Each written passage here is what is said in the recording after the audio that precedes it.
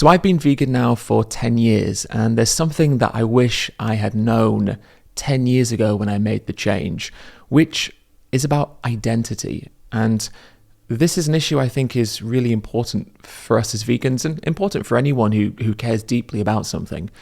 I think it's really important for us as vegans because how we identify with veganism and how we have our identity around veganism, I think really influences how we feel about the world around us.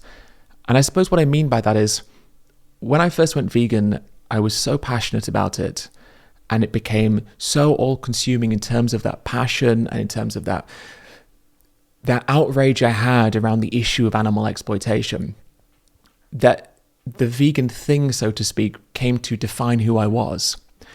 And what I've learned in recent years, and what I've come to realize in recent years, is that you can make time for other parts of who you are without it impacting your passion, dedication, and feelings towards veganism. And I feel like at the beginning and with the first few years of being vegan, and especially when I started advocating and really getting involved in activism and education and such, it became so consuming in my mind that there were other aspects of who I am that maybe I didn't make time to nurture and didn't take time to look after in a way. Because I think what's really important for all of us is that recognition that veganism might be the biggest part of who we are. It might be the thing that defines us more than anything else. It might not be for you, it might be. But I think for all of us who are vegan, one thing we can probably all say is that veganism is a huge part of who we are. But it's not the only part of who we are. It's not the only thing that defines us. It's not the only thing that we find value in, find fulfillment from. There are many things, most likely, that also define who we are, how we perceive the world around us, what we find enjoyment from and fulfillment from, what makes life ultimately worth living, what makes life ultimately something that we find enjoyment and satisfaction from. Now, speaking of doing things a little differently, I want to tell you about the partner of today's video, which is Suri. Now, I've actually been using the Suri toothbrush for about a year or so now. So when Suri reached out and said, would I like to partner with them on a video, I was really happy to do so because I actually use their products every single day. Now, before I switched to the Suri toothbrush, I had a sort of generic electric toothbrush. It was clunky, it wasn't very aesthetically pleasing, the heads were the disposable plastic ones, and the battery was rubbish. But actually, one of the best things about the Suri toothbrush is the battery. It's also fantastic because it's a sonic toothbrush, which is good for oral health, and the heads are recyclable and plant-based. In fact, they're made from castor oil and cornstarch. And what happens is Suri will send out a prepaid compostable mail bag when you order the heads. When you've used the heads, you can then send them back to Suri free of charge, and they will recycle the heads and then compost the prepaid mailer bag. Now, I'd somewhat resigned myself to thinking you had to compromise between oral health and sustainability, with manual toothbrushes maybe being the most sustainable, but being the worst when it comes to oral care and dental hygiene.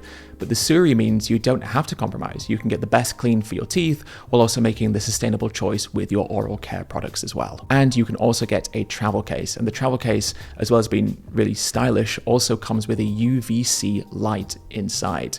The UVC light is essentially a cleaning light, which means that it keeps your toothbrush more hygienic and clean. So if you'd like to check out Suri products for yourself, you can actually get 20% off by using the code EdSuri, and the link can be found in the description to this video. So a huge thank you to Suri for partnering with me on today's video, and now let's get back to the topic at hand. So to bring it back to the conversation about identity, the thing that I wish that I'd realized 10 years ago when I first made the change is that you don't have to compromise on the other aspects of who you are.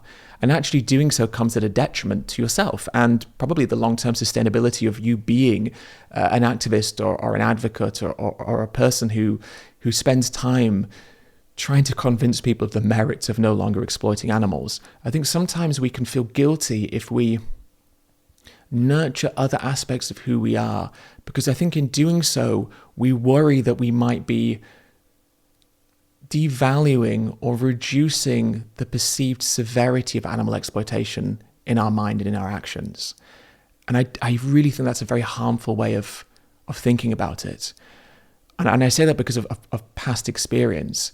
when you become so involved in something and you spend all your time working on it, thinking about it, talking about it, engaging with it, and you don't spend any time nurturing those other aspects of who you are, the other things that define you, I think that actually sets you up to have problems in the long run.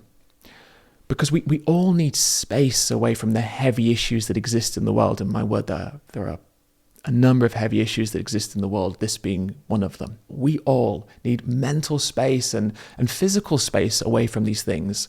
Otherwise, we are potentially jeopardizing the viability of us engaging with this meaningfully for years to come. And I think a lot of ex-vegans who stop being vegan, I think for a number of them, I think they became so absorbed in veganism that they felt almost trapped within it. And I'm speaking mostly here about people who are activists, because while the majority of people who stop being vegan are going to be people who maybe did it for dietary reasons, so they weren't actually vegan, or maybe they were ethically connected, but they never really absorbed themselves in the world of veganism. Maybe their friends weren't vegan, and so they were constantly battling against the social pressure and the dynamics in their actual lives, and maybe they just became isolated and lonely and lost that passion. But there's the other people, the people who were fully absorbed in veganism. They went to activism events, they had vegan friends, they were talking about veganism online. And I think for many of us, those are the people we find ourselves most confused about when they stop being vegan. But I think that maybe the issue of what I'm talking about today could potentially explain why that happens for some of them, or even many of them. I think when you become so one-track minded on something, and it consumes you and your life and your identity in the way which can ultimately feel quite confining, that the mental process you go through is to try and reject it, to try and free yourself from this self-imposed confinement, so to speak, so that you can start to breathe and feel like a different person. You become so absorbed in something which is heavy and hard and disturbing and awful, and it can make you lose faith and hope in humanity. It can make you look at friends and family and people on the street and feel full of despair. It can make you not like people. It can make you question the morality of our species, the type of people we are. It can bring up some huge questions in your mind, existential questions. It can cause you to fundamentally change your perception of the world around you in a way that is not necessarily positive. You might have been someone who was raised feeling quite optimistic about people, liking people's company, being very social, being very outgoing. You go vegan and all of a sudden the world maybe changes how it looks to you because it seems dark and dangerous and immoral in a way that maybe you'd not thought of before. And you kind of realize that, hang on a minute, bad things in the world aren't just being done by bad people. They're being done by good people who are maybe ignorant or selfish or apathetic. And then that becomes, well, how do we define good and bad? And all of these big questions. And you can feel quite scared and isolated. Even if you have vegan friends and go to activism events, maybe more so, because those activism events, they may create a vegan bubble around you, but that bubble might be isolating you even more from the rest of society. And that isolation can play heavy on our well-being. It can be heavy on our well-being. And so I think for some people who become very heavy activists, who are going every weekend to events, doing quite draining events, having arguments, going to slaughterhouses, whatever it may be, I think that bubble they find themselves in can actually start to make them feel like they need just to break out of that bubble. And it's not about widening the bubble, let's say. It's about popping it, it's about getting out of it and just integrating into a different world. That seems to be the mental process they have. When actually, really what we should be doing is expanding our bubble, not just keeping it so insular that the world is defined simply by our veganism. I think it's so important that we breach out of that a little bit so that we can keep ourselves grounded and keep ourselves rooted in the world around us, because it might not be the best world, right? Far from it. It might be a scary world. It might be an unpleasant world because of the things that are happening, but we can still be grounded in that world in a way which means that we can feel a part of it, not to condone it, but to allow ourselves the space to exist in it.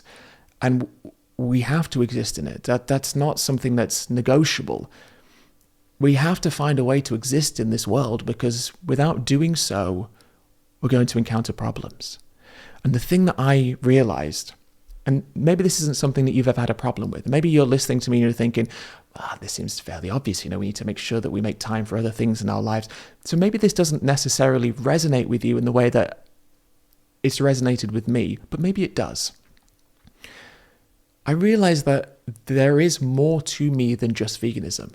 And that gave me the space to feel more passionate about veganism in a way, because it allowed me to experience it in a way that felt more in keeping with who I am and the person I am.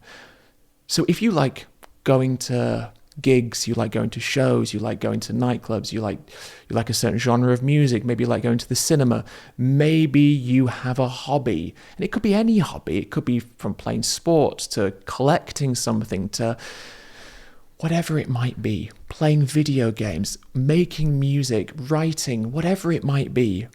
It is so important to take time in your life to nurture those parts of who you are as well. Because I think without it, we can run into more problems than we need to. And so I think identity is a big part of this. We are proud of being vegan, and of course we should be.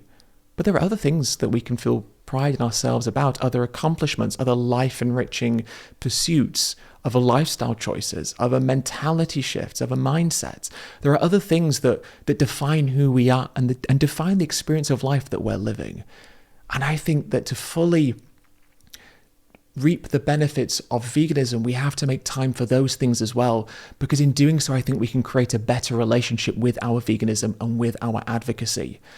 Because if not, the world can feel quite claustrophobic at times, and it can feel quite isolating, and it can feel like sometimes we are participating in a world that we are not a part of. It's almost like there's a screen in front of us, and you have this feeling about the world, and the world is continuing around you, outside of you, just there in front of you. But sometimes it feels like we're kind of disassociated from that. Maybe we can't just fully integrate with that because there's something there which is holding us back. You know, the thought of what's happening to animals, the thought of the problems. And that's the same for all social justice issues. There can be this sense, of course, that you are existing in a world, and this world has these terrible things happening in it.